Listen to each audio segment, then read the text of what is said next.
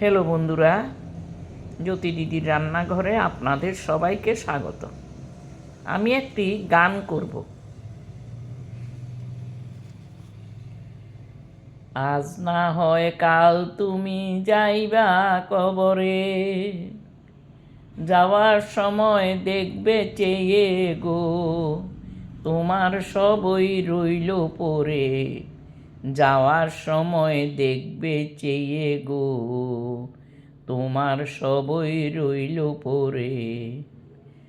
আজ না হয় কাল তুমি যাইবা কবরে, যাওয়ার সময় দেখবে চেয়ে গো, তোমার সবই রইল পড়ে, যাওয়ার সময় দেখবে সবাই, দেখবে গো, তোমার সবই রইল পড়ে।